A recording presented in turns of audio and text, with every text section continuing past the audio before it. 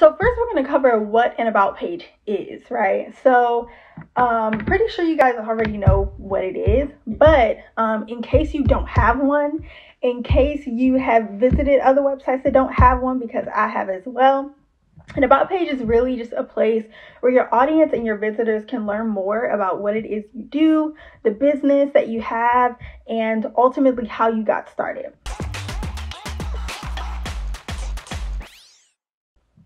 So we all know an about page is pretty critical in terms of, what you're needing, but a lot of websites don't have one at all, which really surprises me. Another point with about pages is a lot of the times I visit websites and there's not one photo of the owner, the team. Who are you? So an about page is the perfect place to have your photo, really personalizing the business.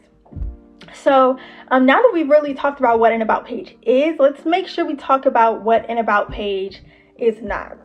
So an about page is not a glorified autobiography section. It is not an essay. It is not a dissertation of your life. It is simply a place where people can get a peek of who you are and the people and even the person behind the brand or the business. I don't want you guys thinking that your about page has to have 5 paragraphs and... Man, my life story, I need to write a book. And maybe one day I will, and you should read it. You have to really detail from the time you were 2 years old and you started singing, and they don't need to know all that.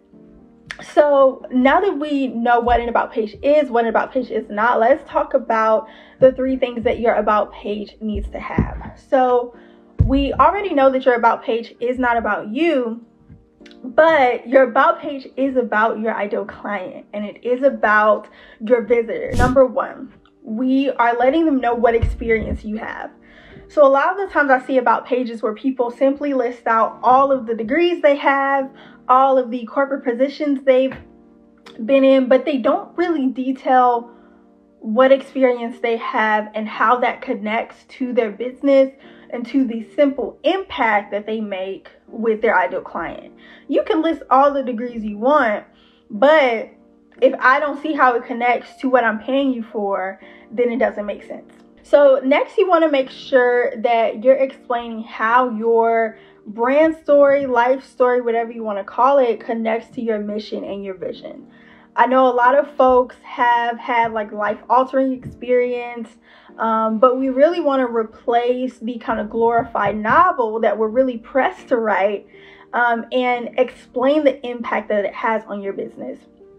So if you have decided that you want to become a financial planner because of the sort of trauma you've had in the past when it comes to paying off debt or whatever the case is, make sure you're connecting that to your audience and letting them know, okay, this is why I do what I do, and this is why I'm super duper passionate, and this is how I'm going to help you do the same. So it's something as simple as that, where you're connecting those 2 pieces. So the third thing you want to make sure you do is you want to make sure that you're letting them know why the specific points in your life have led you to work with your ideal client. Not that you work in that space, not that you have a passion for it, but why are you so drawn towards that ideal client specifically?